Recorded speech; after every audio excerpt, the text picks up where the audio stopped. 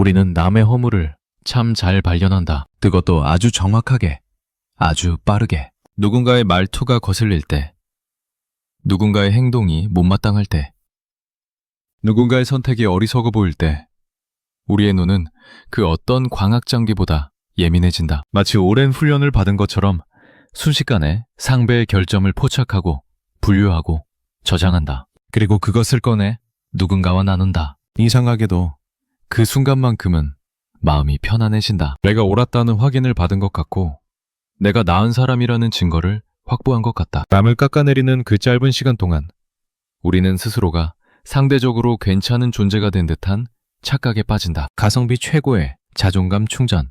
뼈를 깎는 노력 없이 돈 한 푼 들이지 않고 그저 입술만 움직이면 되니까. 하지만 그 편안함이 사라진 뒤 우리는 여전히 같은 자리에 서 있다. 아무것도 달라지지 않은 채로. 세네카는 말했다. 타인의 잘못을 지적하기 전에 네 등 귀에 붙은 거대한 결점부터 떼어내라. 이 문장은 도덕적 훈계처럼 들릴 수 있다. 남 욕하지 말라는 흔한 잔소리처럼 들릴 수도 있다. 하지만 잠시 멈춰서 생각해보면 이 문장이 건드리는 지점은 훨씬 깊은 곳에 있다. 왜 우리는 등 뒤에 붙은 것을 보지 못하는가? 아니, 왜 우리는 등 뒤를 굳이 보려 하지 않는가? 거울은 늘 그 자리에 있다. 돌아서면 된다. 고개를 틀면 된다. 그런데 우리는 그러지 않는다. 돌아서는 것이 두렵기 때문이다. 거기에 무엇이 붙어 있는지 희미하게 알고 있기 때문이다. 차라리 남의 등을 보는 게 편하다. 남의 등에 붙은 것은 명확하게 보이고 그것을 지적하는 데는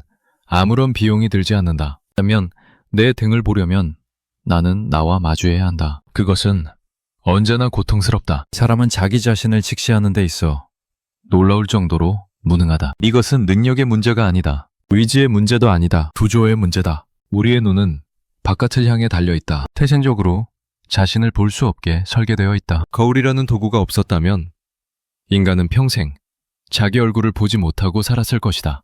그런데 거울이 생긴 뒤에도 우리는 자기 얼굴을 오래 들여다보지 못한다. 불편하기 때문이다. 거기에 비친 것이 내가 생각한 나와 다르기 때문이다. 그래서 우리는 거울 앞에서 표정을 고친다. 각도를 조절한다. 가장 나아 보이는 순간만 포착한다. 있는 그대로의 나를 보는 것이 아니라 보고 싶은 나를 만들어낸다. 얼굴조차 그런데 마음은 오죽하겠는가. 내면의 결점, 성격의 모서리, 반복되는 실수, 고쳐지지 않는 습관, 이런 것들을 직시하는 일은 얼굴을 보는 것보다 100배는 더 어렵다. 남의 허물을 지적하는 순간 우리는 일종의 면죄부를 얻는다. 적어도 나는 저렇지 않다는 안도감, 적어도 나는 저 정도는 아니라는 위안. 그 감정은 달콤하다. 노력 없이 얻어지는 우월감만큼 중국적인 것도 드물다. 그래서 사람들은 뒷담화에 열광한다. 뒷담화는 비용이 들지 않는다. 시간도 적게 든다.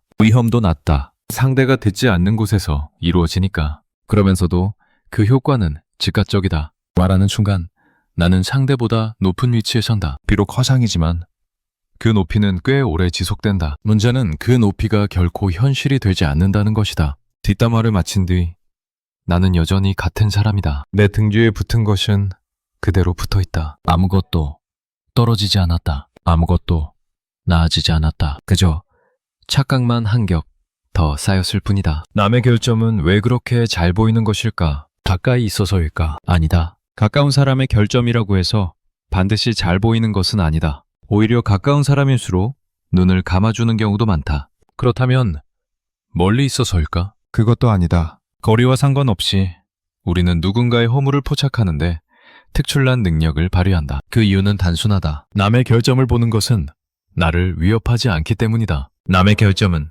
나와 상관없다. 그것을 지적한다고 해서 내가 변해야 하는 것은 아니다. 그것을 인식한다고 해서 내 삶이 흔들리지도 않는다. 그저 안전하게 관객석에서 무대를 바라보듯 타인의 허물을 감상하면 된다. 그 감상이 끝나면 나는 다시 일상으로 돌아간다. 아무런 부담 없이. 반면 내 결점을 보는 것은 다르다. 내 결점을 인정하는 순간 나는 변해야 한다. 적어도 변해야 한다는 압박을 느끼게 된다. 그 압박은 불쾌하다. 나는 이미 이만큼 살아왔고 이만큼 버텨왔고 이만큼 노력해왔는데 여전히 부족하다는 사실을 직면하는 것은 고통스럽다. 그래서 우리는 자연스럽게 시선을 바깥으로 돌린다. 내 안을 보는 대신 남의 바깥을 본다. 그것이 훨씬 편하니까. 그것이 훨씬 안전하니까. 그리고 그 행위에는 보상까지 따라온다. 남을 지적하면 나는 순간적으로 높아진다. 비록 가짜 높이지만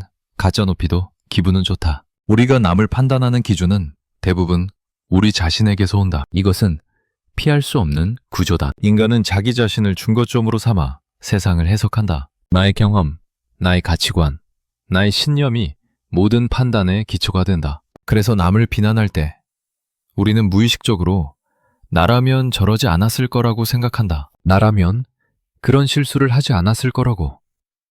나라면 그런 선택을 하지 않았을 거라고 확신한다. 하지만 정말 그럴까? 정말 나는 저러지 않았을까? 우리는 늘 자신을 과대평가한다. 자신의 결정은 합리적이고 자신의 행동은 정당하다고 믿는다. 반면 남의 결정은 비합리적으로 보이고 남의 행동은 부당해 보인다. 같은 행동이라도 내가 하면 로맨스고 남이 하면 불륜이다. 같은 실수라도 내가 하면 실수고 남이 하면 무능이다. 이 이중잣대는 우리가 살아가는데 꼭 필요한 장치일지도 모른다. 만약 자신에게도 남에게와 같은 엄격한 기준을 적용한다면 우리는 하루도 버티지 못할 것이다. 자기 혐오에 빠져 무너질 것이다. 그래서 뇌는 자동으로 나를 보호한다. 나에게는 관대하게, 남에게는 엄격하게. 이것은 생존 전략이다. 하지만 생존 전략이 언제나 좋은 결과를 낳는 것은 아니다. 그 전략이 지나치게 작동하면 우리는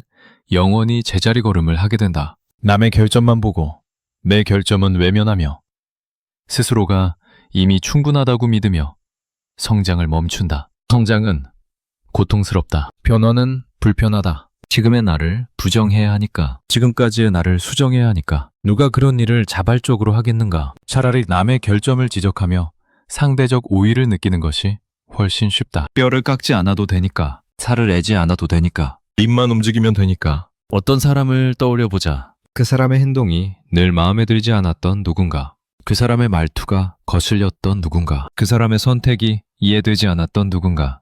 그리고 그 사람에 대해 다른 누군가와 이야기했던 순간을 떠올려보자. 쟤는 왜 저럴까? 쟤는 진짜 문제야. 쟤는 도대체 왜 저렇게 살까? 그 순간 우리의 목소리는 조금 높아졌을 것이다. 얼굴에는 미묘한 흥분이 떠올랐을 것이다. 상대방도 고개를 끄덕였을 것이다. 그 공감이 주는 쾌감은 상당했을 것이다. 나만 이렇게 느끼는 게 아니었구나. 저 사람이 정말 문제가 있긴 있구나. 그 확인은 안도감을 준다. 그리고 그 안도감은 곧 우월감으로 전환된다. 나는 저렇지 않으니까. 나는 적어도 저것보다는 나으니까. 그런데 그 대화가 끝난 뒤 무엇이 달라졌는가? 그 사람이 변했는가? 아니다. 그 사람은 여전히 그대로다. 그 사람은 우리의 대화를 듣지 못했고 우리의 판단을 알지 못하며 자기 삶을 그대로 살아가고 있다. 그렇다면 내가 변했는가? 그것도 아니다. 나 역시 여전히 그대로다. 내 결점은 그대로 붙어 있고 내 문제는 그대로 남아 있으며 내 삶은 한치도 나아지지 않았다. 오히려 시간만 낭비했다. 그 시간에 나를 돌아보았다면 한 뼘이라도 나아졌을지 모른다. 그 시간에 내 습관 하나를 점검했다면 조금이라도 달라졌을지 모른다. 하지만 우리는 그러지 않았다. 더 쉬운 길을 택했다. 더 달콤한 길을 택했다. 뒷담화의 본질은 회피다. 자기 직시의 고통을 회피하는 것. 자기 변화의 노력을 회피하는 것. 그 회피가 주는 즉각적인 쾌감에 중독되는 것. 문제는 그 회피가 반복될수록 자기 직시의 능력은 점점 퇴화한다는 것이다. 거울을 오래 보지 않으면 거울 앞에 서는 것 자체가 두려워진다. 자신을 돌아보는 연습을 하지 않으면 자신을 돌아보는 일 자체가 불가능해진다. 그래서 점점 더 바깥으로만 시선이 향한다. 점점 더 남의 허물만 눈에 들어온다. 그리고 점점 더 자신은 완벽하다고 믿게 된다. 적어도 저 사람들보다는 낫다고,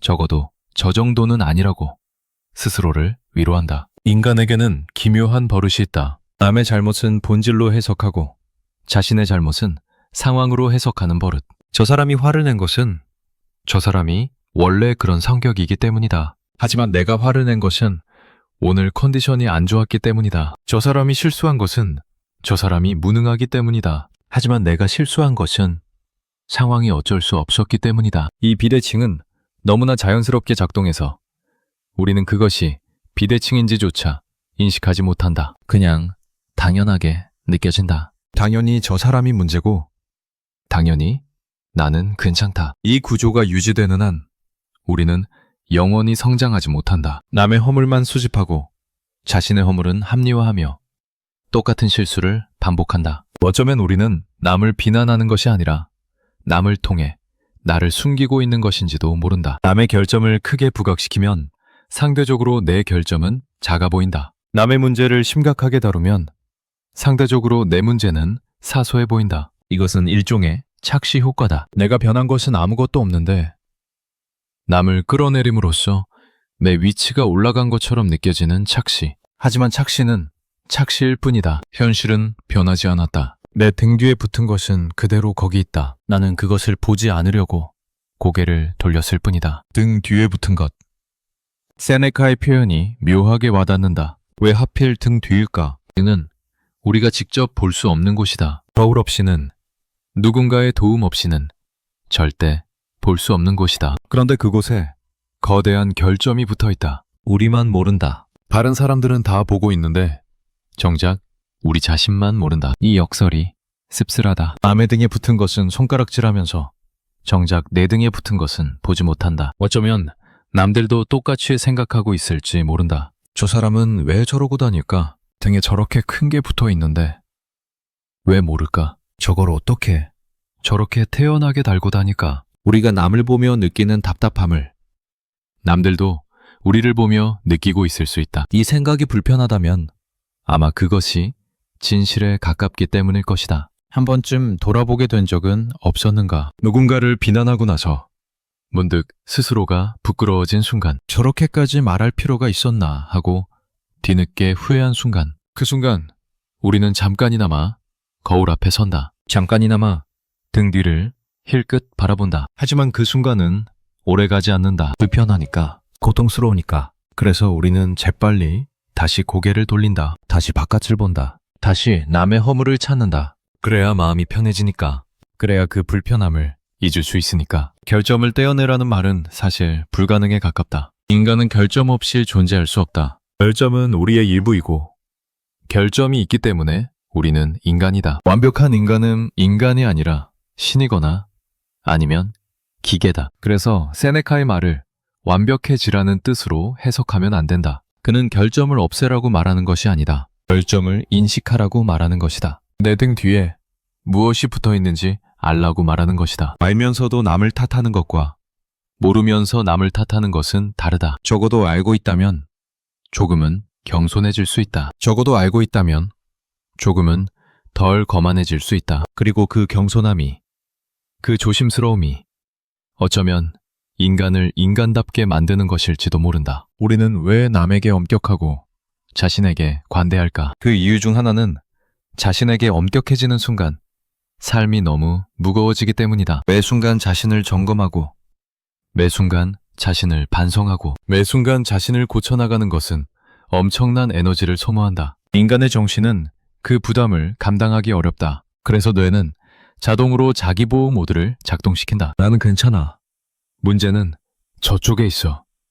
라는 신호를 끊임없이 보낸다. 그 신호 덕분에 우리는 하루하루를 버틸 수 있다. 자기 혐오에 빠지지 않고 자기 비판에 짓눌리지 않고 그럭저럭 살아갈 수 있다. 하지만 그 보호 모드가 과도하게 작동하면 우리는 점점 눈이 멀어간다. 자기 자신에 대해 점점 더 무지해진다. 남에 대해서는 모든 것을 알고 있다고 생각하면서 정작 자신에 대해서는 아무것도 모르게 된다. 이 역설적인 상태에서 우리는 계속 남을 비난한다. 쟤는 왜 저럴까? 쟤는 왜 안 변할까? 쟤는 왜 모를까? 그 질문을 자신에게는 단 한 번도 던지지 않으면서 거울에 무서운 이유가 있다. 거울은 거짓말을 하지 않기 때문이다. 거울은 내가 보고 싶은 나를 보여주지 않는다. 거울은 있는 그대로의 나를 비춘다. 주름도 잡티도 피곤한 눈도 늘어진 살도 다 보여준다. 그래서 사람들은 거울을 오래 보지 못한다. 특히 나이가 들수록 거울 앞에 서는 시간이 짧아진다. 보고 싶지 않으니까, 마주하고 싶지 않으니까. 물리적인 거울도 그런데 내면의 거울은 오죽하겠는가. 내면의 거울 앞에 서면 내 이기심이 보인다. 내 비겁함이 보인다. 내 게으름이 보인다. 내가 남에게 저질렀던 잘못들이 보인다. 내가 외면했던 순간들이 보인다. 내가 알면서도 모른 척했던 것들이 보인다. 누가 그런 것을 보고 싶겠는가. 차라리 남의 결점을 보는 것이 천배, 만배 편하다. 남을 비난하는 데는 용기가 필요하지 않다. 누구나 할 수 있다. 어린아이도 할 수 있다. 제가 잘못했어 라고 손가락질하는 것은 본능에 가깝다. 하지만 자신을 비난하는 데는 용기가 필요하다. 내가 잘못했어 라고 인정하는 것은 자존심을 꺾는 일이다. 그리고 자존심을 꺾는 것은 고통스럽다. 인간은 고통을 피하도록 설계되어 있다. 그래서 자연스럽게, 본능적으로 자기 비판을 피하고 타인 비판으로 도망친다. 도망치는 것이 나쁘다는 말이 아니다. 때로는 도망치는 것이 생존에 필요하다. 하지만 평생 도망만 치면 결국 제자리를 맴돌게 된다. 우리는 가끔 이런 착각에 빠진다. 남의 결점을 지적하면 그것이 어떤 식으로든 나에게 도움이 될 거라는 착각. 저 사람의 잘못을 밝히면 내 잘못이 상쇄될 거라는 착각. 하지만 현실은 그렇게 작동하지 않는다. 남의 결점과 내 결점은 별개다. 남이 틀렸다고 해서 내가 맞는 것은 아니다. 남이 못났다고 해서 내가 잘난 것은 아니다. 그저 둘 다 결점이 있을 뿐이다. 둘 다 부족할 뿐이다. 둘 다 인간일 뿐이다. 어떤 면에서 남을 비난하는 행위는 자기 자신에 대한 불안의 표현일 수 있다. 내가 충분히 괜찮은지 확신이 없을 때 우리는 비교 대상을 찾는다. 나보다 못한 누군가를 찾아서 그 사람과 비교함으로써 나는 그래도 괜찮다는 안도감을 얻으려 한다. 이것은 비열한 행위가 아니다. 인간적인 행위다. 누구나 불안하고 누구나 확신이 없다. 완벽하게 자신감 넘치는 사람은 없다. 다들 조금씩 불안하고 다들 조금씩 흔들린다. 그래서 비교하고, 그래서 비난하고, 그래서 뒷담화를 한다. 그 순간만이라도 안정감을 느끼기 위해서. 하지만 그 안정감은 모래 위에 지은 집과 같다. 금방 무너진다. 다시 불안해지고, 다시 비교 대상을 찾고, 다시 비난하고, 다시 잠시 안정되고, 다시 무너지고. 이 순환이 끝없이 반복된다. 빠져나오는 방법은 하나뿐이다. 비교를 멈추는 것. 남의 결점이 아니라 내 결점을 바라보는 것. 그것이 아무리 고통스럽더라도, 그것이 아무리 불편하더라도 한 번은 마주해야 한다. 그래야 순환이 끊어진다. 그래야 제자리 걸음이 끝난다. 사람들은 종종 자신이 옳다고 확신한다. 특히 남을 비난할 때 그렇다. 저 사람이 분명히 틀렸어. 저건 누가 봐도 잘못이야. 이런 확신은 강렬하다. 그리고 그 강렬함 때문에 우리는 한 번도 의심하지 않는다. 내가 틀렸을 수도 있다는 가능성을, 내가 오해했을 수도 있다는 가능성을, 내가 일부만 보고 전체를 판단했을 수도 있다는 가능성을. 하지만 인간의 인식은 불완전하다. 우리는 항상 일부만 본다. 항상 자기 관점에서만 해석한다. 항상 자기에게 유리한 방향으로 기억한다. 그래서 우리의 확신은 언제나 의심의 여지가 있다. 내가 분명히 옳다고 느껴지는 순간이야말로 한 번 더 생각해봐야 하는 순간일 수 있다. 남의 잘못을 지적하기 전에 잠시 멈춰야 한다. 정말 이것이 잘못인지, 아니면 내 기준에서만 잘못인지, 정말 저 사람이 문제인지, 아니면 내가 그렇게 보고 싶은 것인지, 정말 객관적인 판단인지, 아니면 나의 불안이 만들어낸 왜곡인지. 이 질문들을 던지는 순간 확신은 조금 흔들린다. 그 흔들림이 불편하겠지만 그 불편함 속에 성장의 씨앗이 있다. 우리는 모두 등 뒤에 무언가를 달고 다닌다. 그것이 무엇인지는 사람마다 다르다. 어떤 사람은 분노를 달고 다닌다. 쉽게 화를 내고, 쉽게 상처를 주고, 쉽게 관계를 망가뜨린다. 어떤 사람은 이기심을 달고 다닌다. 자기 이익만 챙기고 남의 상황은 고려하지 않고 늘 자기 중심으로 세상을 해석한다. 어떤 사람은 비겁함을 달고 다닌다. 해야 할 말을 하지 않고, 해야 할 행동을 하지 않고 늘 안전한 곳에만 숨어 있으려 한다. 어떤 사람은 시기심을 달고 다닌다. 남이 잘 되면 배가 아프고, 남이 실패하면 은근히 기뻐하고 늘 비교하며 산다. 이 모든 것이 등 뒤에 붙어 있다. 우리만 모른다. 아니, 어쩌면 희미하게 알고 있지만 보고 싶지 않은 것이다. 등 뒤를 보려면 용기가 필요하다. 내가 불완전한 존재라는 것을 인정할 용기. 내가 틀릴 수 있다는 것을 받아들일 용기. 내가 지금까지 믿어온 자기 이미지가 허상일 수 있다는 것을 직면할 용기. 이 용기는 쉽게 얻어지지 않는다. 시간이 걸린다. 고통이 수반된다. 그래서 대부분의 사람들은 이 길을 택하지 않는다. 더 쉬운 길을 택한다. 남의 등을 가리키며 저것 봐. 저 사람 등에 붙은 것 봐. 라고 말하는 쉬운 길을. 근데 이상한 점이 있다. 남의 등에 붙은 것을 그렇게 잘 보면서 왜 우리는 그것을 직접 말해주지 않는 걸까? 뒤에서 손가락질하고 뒤에서 속삭이고 뒤에서 웃지만 정작 그 사람 앞에서는 아무 말도 하지 않는다. 진심으로 그 사람을 걱정한다면 직접 말해줘야 하지 않을까? 네 등에 이런 게 붙어 있어. 내가 도와줄까? 라고. 하지만 우리는 그러지 않는다. 왜냐하면 뒷담화의 목적이 그 사람을 돕는 것이 아니기 때문이다. 뒷담화의 목적은 나를 위안하는 것이다. 그 사람이 나아지는 것은 관심받기다. 그저 그 사람보다 내가 낫다는 느낌을 받고 싶을 뿐이다. 이것이 뒷담화의 본질이다. 연결이 아니라 단절, 도움이 아니라 회피, 사랑이 아니라 이기심. 표면적으로는 대화처럼 보이지만 실제로는 대화가 아니다. 진정한 대화는 상대방과 함께 무언가를 만들어가는 것이다. 하지만 뒷담화는 상대방 없이 상대방을 재료로 나의 만족을 만들어가는 것이다. 거기에 상대방은 없다. 오직 나만 있다. 그래서 뒷담화를 자주 하는 사람은 점점 외로워진다. 진정한 연결을 하지 못하기 때문이다. 모든 관계가 피상적이 되기 때문이다. 누군가와 함께 있어도 진짜 함께 있는 것이 아니다. 그 사람의 등을 바라보며 저기에 뭐가 붙어 있나를 탐색하고 있을 뿐이다. 그리고 그것을 발견하면 다른 누군가에게 가서 이야기할 것이다. 이 순환 속에서 진정한 친밀함은 사라진다. 모두가 모두를 경계하고 모두가 모두의 등을 감시한다. 그것은 관계가 아니라 감옥이다. 혹시 우리도 그런 감옥 안을 살고 있지는 않은가? 누군가와 만나면서도 진짜 그 사람을 보지 않고 그 사람의 결점만 수집하고 있지는 않은가? 누군가와 이야기하면서도 진짜 그 사람의 말을 듣지 않고 나중에 뒤에서 할 이야기거리를 찾고 있지는 않은가? 그렇다면 우리는 관계를 맺고 있는 것이 아니다. 관계를 소비하고 있는 것이다. 그리고 소비된 관계는 결국 고갈된다. 진정한 관계는 상대방의 결점을 알면서도 함께하는 것이다. 결점을 숨기거나 결점을 무시하거나 결점을 뒤에서 비웃는 것이 아니라 결점을 포함한 전체를 받아들이는 것. 그리고 그러기 위해서는 먼저 자기 자신의 결점을 받아들여야 한다. 내가 불완전하다는 것을 알아야 남의 불완전함도 용납할 수 있다. 내가 결점투성이라는 것을 인정해야 남의 결정도 너그럽게 볼 수 있다. 자기 자신에게 엄격한 사람만이 남에게 관대할 수 있다. 역설적이지만 사실이다. 남에게만 엄격하고 자신에게 관대한 사람은 결국 누구에게도 진정한 관대함을 베풀지 못한다. 그가 베푸는 관대함은 조건부다. 이 정도는 봐줄 수 있어. 하지만 저건 안 돼.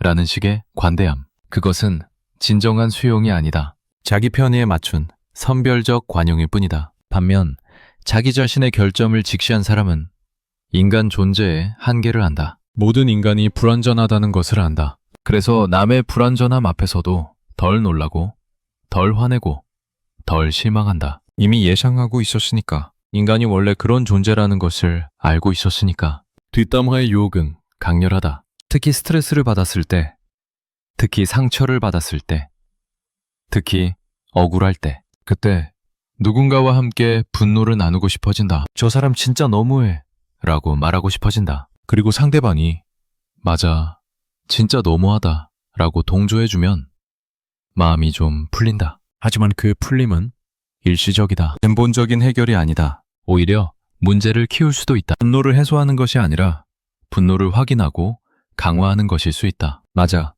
내 분노는 정당해 라는 확인을 받으면 그 분노는 더 단단해진다. 더 오래간다. 더 쉽게 사라지지 않는다. 분노를 해소하는 더 나은 방법이 있다. 그 분노가 어디에서 왔는지 들여다보는 것. 왜 이렇게 화가 나는지, 왜 이렇게 상처받았는지, 왜 이렇게 억울한지. 그 질문을 따라가다 보면 상대방이 문제가 아니라 나의 문제가 보일 수 있다. 내가 왜 이렇게 예민한지, 내가 왜 이렇게 취약한지, 내가 왜 이렇게 쉽게 무너지는지, 그것은 불편한 발견이다. 하지만 그 발견이 있어야 성장이 있다. 남을 탓하는 것은 쉽다. 나를 돌아보는 것은 어렵다. 하지만 쉬운 길만 걸으면 결국 어디에도 도착하지 못한다. 살면서 우리는 수많은 갈등을 겪는다. 가족과의 갈등, 친구와의 갈등, 동료와의 갈등, 연인과의 갈등. 그 갈등의 순간마다 우리는 상대방이 잘못했다고 생각한다. 제가 이러니까, 제가 저러니까, 제가 그러니까. 문제의 원인은 항상 저쪽에 있다. 하지만 갈등에는 언제나 두 사람이 있다. 내가 전혀 기여하지 않은 갈등은 없다. 적어도 어느 정도는 나도 역할을 했다. 어쩌면 내가 먼저 상처를 줬을 수도 있다. 어쩌면 내가 먼저 오해했을 수도 있다. 어쩌면 내가 먼저 벽을 쌓았을 수도 있다. 하지만 우리는 그것을 보지 않는다. 볼 수 없다. 왜냐하면 그것을 보면 너무 아프니까. 갈등 후에 뒷담화를 하면 그 아픔을 잠시 잊을 수 있다. 상대방의 잘못을 나열하면 내 잘못은 희미해진다. 누군가 내 편을 들어주면 내가 옳았다는 확신이 강해진다. 하지만 그것은 마취와 같다. 통증을 느끼지 못하게 할 뿐 상처를 치료하지는 않는다. 마취가 풀리면 다시 아프다. 그리고 치료되지 않은 상처는 곪는다. 점점 심해진다. 나중에는 걷잡을 수 없이 커진다. 상처를 치료하는 방법은 직면이다. 내가 무엇을 잘못했는지, 내가 무엇을 놓쳤는지, 내가 어떻게 다르게 행동할 수 있었는지. 이 질문들은 고통스럽다. 자존심이 상한다. 하지만 그 고통을 통과해야 진짜 치유가 일어난다. 남을 탓하는 것으로는 절대 치유되지 않는다. 오히려 상처 위에 상처를 덧입히는 것과 같다. 분노 위에 분노를 쌓는 것과 같다. 우리 사회는 뒷담화에 너그럽다. 어디서든 뒷담화가 이루어진다. 직장에서, 가정에서, 모임에서, 온라인에서. 마치 그것이 정상적인 소통 방식인 것처럼, 마치 그것이 관계의 일부인 것처럼. 하지만 뒷담화가 난무하는 곳에서 신뢰는 자라지 않는다. 누군가 내 앞에서 다른 사람 뒷담화를 하면 나는 생각하게 된다. 이 사람이 나도 저렇게 말하고 다니지 않을까? 내가 없는 자리에서 나에 대해서도 저렇게 이야기하지 않을까? 그 의심은 관계를 갉아먹는다. 결국 모두가 모두를 의심하고 모두가 모두를 경계하는 사회가 된다. 그것은 건강한 공동체가 아니다. 건강한 공동체는 직접 말하는 공동체다. 문제가 있으면 당사자에게 직접 말하고, 불만이 있으면 당사자에게 직접 표현하고, 갈등이 있으면 당사자와 직접 해결하는 공동체. 그것이 더 어렵다. 더 불편하다. 하지만 그것이 더 정직하다. 더 성숙하다. 그리고 결국에는 더 건강한 관계를 만든다. 하지만 직접 말하기가 어려운 이유가 있다. 직접 말하면 갈등이 표면화되기 때문이다. 감춰둔 것이 드러나기 때문이다. 그리고 그것은 위험하게 느껴진다. 관계가 깨질 수도 있으니까. 상대방이 화를 낼 수도 있으니까. 상황이 더 나빠질 수도 있으니까. 그래서 우리는 우회한다. 직접 말하지 않고 돌려서 말하고 뒤에서 말한다. 그것이 더 안전하게 느껴지니까. 하지만 그 안전함은 가짜다. 뒤에서 말한 것은 결국 돌고 돌아 당사자에게 전해진다. 그리고 그때의 상처는 직접 들었을 때보다 더 크다. 왜 나한테 직접 말하지 않았을까? 라는 배신감까지 더해지니까. 직접 말하기가 어려운 또 다른 이유가 있다. 직접 말하려면 내 생각을 정리해야 하기 때문이다. 왜 이것이 문제인지, 왜 이것이 나를 불편하게 하는지, 내가 원하는 것이 무엇인지, 이것을 명확하게 정리해야 상대방에게 전달할 수 있다. 하지만 뒷담화를 할 때는 그런 정리가 필요 없다. 그냥 감정 그대로, 불만 그대로 흘려보내면 된다. 논리도 필요 없고 정리도 필요 없고 그저 쏟아내면 된다. 그래서 뒷담화는 쉽다. 직접 대화는 어렵다. 하지만 쉬운 길은 결국 더 먼 길이다. 우리가 남의 결점을 지적하는 방식을 돌아보면 거기에는 흥미로운 패턴이 있다. 내가 가진 결점과 비슷한 결점을 가진 사람을 유독 싫어하는 경우가 많다. 예를 들어 나에게 게으른 면이 있는 사람은 다른 게으른 사람을 유독 비난한다. 나에게 욕심이 있는 사람은 다른 욕심 많은 사람을 유독 비난한다. 이것은 투사라고 불리는 현상이다. 자기 안에 있는 것을 참지 못하고 그것을 다른 사람에게서 발견할 때 더 크게 반응하는 것. 마치 거울을 보는 것 같아서 불편한 것이다. 내가 보고 싶지 않은 나의 모습을 상대방에게서 보게 되니까. 그래서 우리가 누군가를 강하게 비난할 때 한번 돌아볼 필요가 있다. 왜 이렇게 이 사람이 싫을까? 왜 이렇게 이 사람의 행동이 거슬릴까? 혹시 내 안에도 비슷한 것이 있지 않을까? 그 질문이 불편하면 아마 그 안에 진실이 있다. 편안하면 그냥 지나가도 된다. 하지만 불편하면 그것은 신호다. 내 안에 뭔가가 있다는 신호. 남을 비난하는 것이 나쁘기만 한 것은 아니다. 때로는 정당한 비난이 필요하다. 정말 잘못된 것을 잘못되었다고 말하는 것은 필요한 일이다. 부정에 침묵하는 것은 공모하는 것과 같다. 잘못을 지적하지 않으면 잘못은 계속된다. 그래서 비만 자체가 문제가 아니다. 문제는 비난의 동기다. 정말 그 잘못이 고쳐지기를 바라는가? 아니면 그저 나의 우월함을 확인하고 싶은가? 정말 상대방을 위하는가? 아니면 나를 위하는가? 그 동기에 따라 같은 비난도 다른 결과를 낳는다. 상대방을 위한 비난은 조심스럽다. 상대방이 상처받지 않도록 말을 고른다. 상대방이 받아들일 수 있도록 시기를 조절한다. 상대방이 변할 수 있도록 구체적인 대안을 제시한다. 반면 나를 위한 비난은 거칠다. 상대방이 어떻게 느끼든 상관없다. 그저 내 감정을 분출하면 된다. 상대방이 변하든 말든 상관없다. 그저 내가 옳다는 것을 증명하면 된다. 이 두 가지는 완전히 다른 것이다. 겉으로는 비슷해 보여도 본질은 정반대다. 세네카가 등 뒤에 결점을 언급한 것은 우연이 아니다. 등은 우리가 볼 수 없는 곳이다. 하지만 다른 모든 사람은 볼 수 있는 곳이다. 우리만 모르고 모두가 아는 곳, 그 비대칭이 핵심이다. 우리는 우리 자신에 대해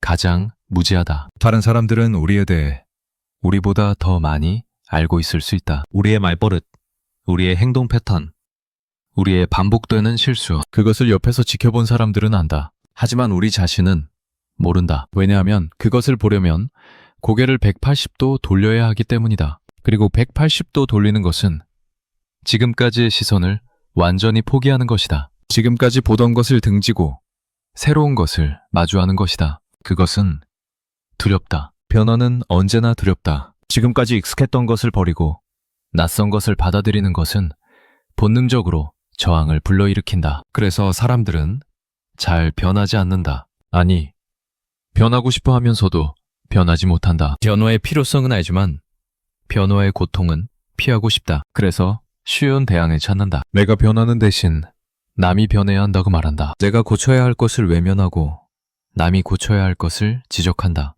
그것이 훨씬 덜 고통스럽기 때문이다. 하지만 이 회피의 끝에 무엇이 있을까? 평생 남의 결점만 지적하며 살다가 문득 돌아보면 내 등 뒤에는 여전히 그것이 붙어 있다. 아무것도 변하지 않았다. 내가 지적했던 수많은 사람들은 각자의 삶을 살고 있고 그들 중 누구도 내 지적 때문에 변하지 않았을 것이다. 그리고 나도 변하지 않았다. 그렇게 시간만 흘렀다. 뭔가를 한 것 같지만 사실 아무것도 하지 않은 것과 같다. 입술만 움직였을 뿐 삶은 한 발자국도 나아가지 않았다. 삶에서 정말 어려운 일은 나 자신과 마주하는 일이다. 내가 원하는 내가 아니라 실제의 나와 마주하는 일. 내가 믿고 싶은 내가 아니라 있는 그대로의 나와 마주하는 일. 그것은 모든 착각을 걷어내는 일이다. 모든 합리화를 멈추는 일이다. 모든 변명을 내려놓는 일이다. 그 순간 우리는 벌거벗은 자신을 보게 된다. 그 모습이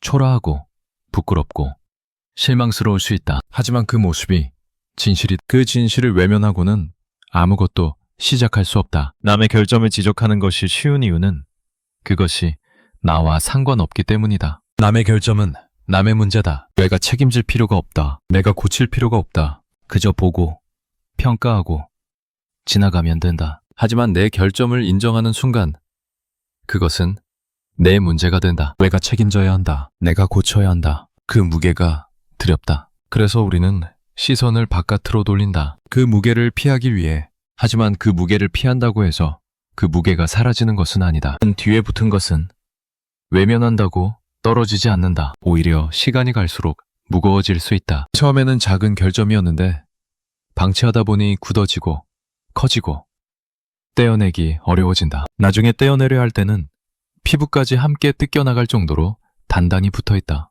그래서 일찍 마주하는 것이 낫다. 지금 고통스럽더라도 나중에는 더 고통스러울 것이기 때문이다. 우리 모두는 어느 정도 위선자다. 남에게 요구하는 것을 자신은 지키지 않는다. 남에게 기대하는 것을 자신은 제공하지 않는다. 그것을 인정하면 불편하지만 인정하지 않으면 더 위선적이 된다. 그래서 솔직함이 필요하다. 나는 완벽하지 않다. 나도 결점이 있다. 나도 실수한다. 이 기본적인 인정이 있어야 남을 바라보는 시선도 달라진다. 나도 저럴 수 있다 라는 가능성을 열어두면 비난이 아니라 이해가 먼저 온다. 이해한다는 것은 동의한다는 것이 아니다. 저 사람의 행동이 옳다고 말하는 것이 아니다. 그저 저 사람도 나와 같은 인간이라는 것. 저 사람도 나와 같은 한계를 가지고 있다는 것. 저 사람도 나와 같이 실수할 수 있다는 것을 인정하는 것이다. 그 인정이 있으면 비난의 날이 무뎌진다. 손가락질에 힘이 빠진다. 그리고 그 자리에 연민이 들어선다. 연민은 약함이 아니다. 연민은 성숙함이다. 자기 자신의 약함을 아는 사람만이 다른 사람의 약함을 품을 수 있다. 자기 자신의 결점을 인정하는 사람만이 다른 사람의 결점을 용납할 수 있다. 그래서 자기 직신은 중요하다. 그것이 없으면 우리는 영원히 가혹한 심판자로 남는다. 남을 심판하고 남을 정죄하고 남을 단죄하는 사람으로 남는다. 그것은 피곤한 삶이다. 심판하는 사람은 쉴 수가 없다. 항상 감시해야 하니까, 항상 평가해야 하니까, 주변의 모든 사람을 대상으로 끊임없이 결점을 찾아야 하니까. 그것은 편한 게 아니다. 겉으로는 우월감을 느끼는 것 같지만 속으로는 끊임없이 긴장하고 있다. 혹시 내가 놓친 게 있지 않을까? 혹시 내 기준이 틀린 건 아닐까? 혹시 누군가가 나를 심판하고 있지는 않을까? 그 불안은 끝나지 않는다. 반면 자기 결점을 인정하는 사람은 편하다. 완벽하지 않아도 괜찮으니까. 실수해도 괜찮으니까. 남이 실수해도 괜찮으니까. 세상이 완벽하지 않아도 괜찮으니까. 그 괜찮음이 주는 평화가 있다. 모든 것을 통제하려 하지 않아도 되고, 모든 것을 심판하지 않아도 되고, 모든 것을 완벽하게 만들려 하지 않아도 되니까. 그냥 있는 그대로를 받아들이면 되니까. 그것이 진짜 자유다. 남을 비난하는 것은 사슬을 거는 것과 같다. 나를 상대방에게 묻고 상대방의 행동에 내 감정을 종속시키는 것. 저 사람이 저러니까 내가 화가 나. 저 사람이 안 변하니까 내가 답답해. 이렇게 말하는 순간 나는 저 사람의 포로가 된다. 저 사람이 변하지 않으면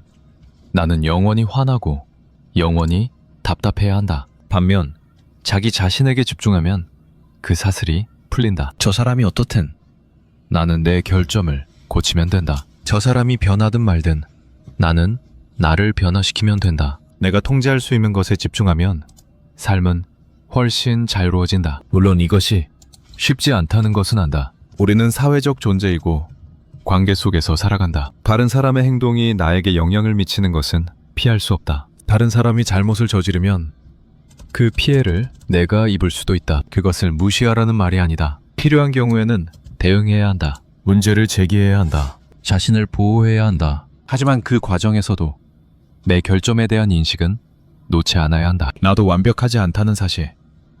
나도 실수할 수 있다는 사실. 나도 누군가에게 피해를 줬을 수 있다는 사실. 그 인식이 있어야 대응도 균형을 잃지 않는다. 가끔 우리는 남의 결점에 너무 몰두한 나머지 삶의 다른 부분을 놓치기도 한다. 저 사람 때문에, 저 사람 잘못 때문에, 저 사람이 저래서. 모든 대화의 주제가 그 사람이다. 모든 에너지가 그 사람에게 쏠려 있다. 그러다 보면 정작 나 자신의 삶은 등한시된다. 내가 하고 싶었던 것, 내가 이루고 싶었던 것, 내가 성장하고 싶었던 방향, 그런 것들이 뒷전으로 밀린다. 남의 결점을 비난하느라 내 삶을 사는 것을 잊어버린다. 그것은 슬픈 낭비다. 삶은 짧다. 그리고 우리에게 주어진 에너지는 한정되어 있다. 그 에너지를 어디에 쓸 것인가? 남의 결점을 발굴하고 분석하고 비난하는 데 쓸 것인가? 아니면 내 삶을 가꾸고 내 관계를 돌보고 내 성장에 투자하는 데 쓸 것인가? 선택은 우리에게 달려있다. 물론 때로는 남의 결점이 눈에 들어올 수밖에 없다. 완전히 무시하는 것은 불가능하다. 하지만 거기에 얼마나 오래 머무를 것인지, 거기에 얼마나 많은 에너지를 쏟을 것인지, 그것은 선택할 수 있다. 등 뒤에 붙은 결점을 떼어내는 것은 평생의 과제다. 완벽하게 떼어낼 수 없다. 하나를 떼어내면 다른 것이 붙는다. 그것이 인간이다. 그래서 결점을 완전히 없애는 것을 목표로 삼지 않는 것이 좋다. 그것은 불가능한 목표이고 불가능한 목표를 향해 달리면 지친다. 대신 결점이 있다는 것을 인식하는 것을 목표로 삼는 것이 낫다. 있다는 것만 알아도 달라진다. 모르면 아무것도 할 수 없지만 알면 조심할 수 있다. 알면 그것이 발동하려 할 때 멈출 수 있다. 알면 그것 때문에 실수했을 때 빨리 알아챌 수 있다. 그 인식 자체가 첫 번째 단계다. 우리는 왜 이토록 자기 자신을 보지 못할까? 왜 이토록 등 뒤를 외면할까? 그것은 생존 본능 때문이기도 하고 자기 보호 메커니즘 때문이기도 하지만 어쩌면 더 근본적인 이유가 있을 수 있다. 자기 자신을 직시하면 우리가 그동안 쌓아온 자기 서사가 무너질 수 있다는 두려움. 나는 이런 사람이야. 나는 괜찮은 사람이야. 나는 최소한 저것보다는 나은 사람이야. 이런 서사가 있어야 우리는 매일 아침 일어날 수 있다. 자기 존재에 대한 최소한의 긍정이 있어야 살아갈 수 있다. 그런데 등 뒤를 직시하면 그 서사가 흔들린다. 내가 생각했던 것만큼 괜찮은 사람이 아니었네. 그 충격은 클 수 있다. 그래서 뇌는 그 충격을 막기 위해 등 뒤를 보지 않도록 시선을 고정시킨다. 바깥만 보도록 살게 한다. 거기가 더 안전하니까.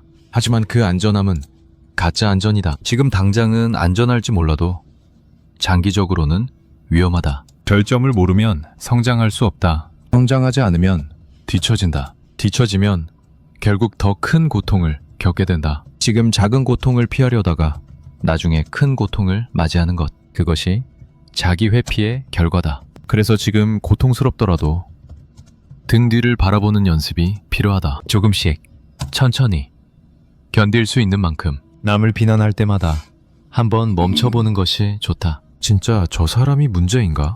아니면 내가 저 사람을 통해 무언가를 보고 있는 것인가? 저 사람의 결점이 나를 불편하게 하는 진짜 이유는 무엇인가? 혹시 내 안에도 비슷한 것이 있지 않은가? 이 질문들을 매번 던질 필요는 없다. 하지만 가끔, 특히 감정이 강하게 올라올 때 한 번쯤 던져보면 좋다. 그 질문이 불편하면 거기에 뭔가가 있다는 신호다. 편하면 그냥 지나가면 된다. 불편함이 길잡이다. 삶이란 결국 자기 자신과의 대화다. 남과 아무리 많은 대화를 해도 가장 중요한 대화는 자기 자신과의 대화다.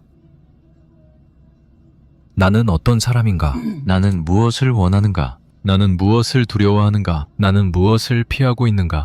이 질문들에 정직하게 답하는 것이 삶의 기초다. 그 기초가 없으면 아무리 많은 것을 쌓아도 흔들린다. 남에게 아무리 좋은 평가를 받아도 허전하다. 세상에서 아무리 많은 것을 이루어도 공허하다. 그래서 자기 직시는 선택이 아니라 필수다. 등 뒤에 붙은 것을 직시하면 처음에는 부끄럽다. 이런 것이 달려 있었다니. 이것을 달고 다니면서 남을 손가락질했다니. 그 부끄러움은 고통스럽다. 하지만 그 부끄러움이 있어야 겸손이 생긴다. 겸손이 생겨야 다른 사람의 결점도 너그럽게 볼 수 있다. 나도 저런 거 달고 다니니까 저 사람도 그럴 수 있지. 그 너그러움이 관계를 바꾼다. 비난 대신 이해가 먼저 나온다. 손가락질 대신 포용이 먼저 나온다. 그것이 성숙한 인간관계다. 우리가 남을 비난할 때 사실 우리는 거울을 보고 있는 것인지도 모른다. 상대방이라는 거울에 비친 나 자신을 싫어하는 것이 내 안에도 있기 때문에 더 싫어하는 것일 수도 있다. 외면하고 싶은 것이 내 안에도 있기 때문에 더 강하게 반응하는 것일 수도 있다. 그렇다면 비난은 사실 자기 이해의 기회다. 왜 이렇게 강하게 반응하는지 들여다보면 내 안에 숨겨진 것이 드러난다. 불편하지만 유익한 발견이다. 세네카의 말로 돌아가 보자. 타인의 잘못을 지적하기 전에 네 등 뒤에 붙은 거대한 결점부터 떼어내라. 이것은 남을 비난하지 말라는 뜻이 아니다. 순서를 말하는 것이다. 먼저 나를 보라. 먼저 내 등 뒤를 확인하라. 그 다음에 남을 봐도 늦지 않다. 오히려 그 순서를 지키면 남을 볼 때도 다른 눈이 된다. 심판하는 눈이 아니라 이해하는 눈이 된다. 정죄하는 눈이 아니라 공감하는 눈이 된다. 그 눈으로 세상을 보면 세상은 훨씬 덜 적대적이다. 훨씬 덜 피곤하다. 훨씬 더 살만하다. 지금 이 순간에도 누군가를 비난하고 싶은 충동이 올라올 수 있다. 그 사람이 정말 잘못했으니까, 그 사람이 정말 화가 나니까. 그 감정을 억누르라는 말이 아니다. 감정은 솔직하게 느끼는 것이 좋다. 하지만 그 감정을 행동으로 옮기기 전에 잠시 멈추는 것이다. 내 등 뒤에는 무엇이 붙어 있지? 나는 저 사람을 비난할 자격이 있나? 나는 저것보다 정말 나은가? 이 질문들이 반드시 비난을 멈추게 하지는 않는다. 하지만 적어도 비난의 나를 무디게 한다. 적어도 비난의 독을 희석시킨다. 그것만으로도 관계는 덜 상처받는다. 인간은 모두 등 뒤에 무언가를 달고 다닌다. 그것이 분노일 수도 있고, 시기심일 수도 있고, 두려움일 수도 있고, 이기심일 수도 있다. 이름은 다르지만 본질은 같다. 우리 모두 불완전하다. 우리 모두 결점이 있다. 우리 모두 숨기고 싶은 것이 있다. 그것을 인정하면 세상은 덜 무섭다. 나만 부족한 게 아니니까. 나만 결점이 있는 게 아니니까. 모두가 그렇게 뭔가를 등에 달고 그것을 모른 척하며 살아가고 있으니까. 그래서 결국 우리가 할 수 있는 것은 자기 등 뒤를 가끔 돌아보는 것이다. 완벽하게 볼 수는 없다. 완벽하게 떼어낼 수도 없다. 하지만 가끔 힐끗 거울 앞에 서듯 뒤를 돌아보는 것이다. 거기에 뭐가 붙어 있는지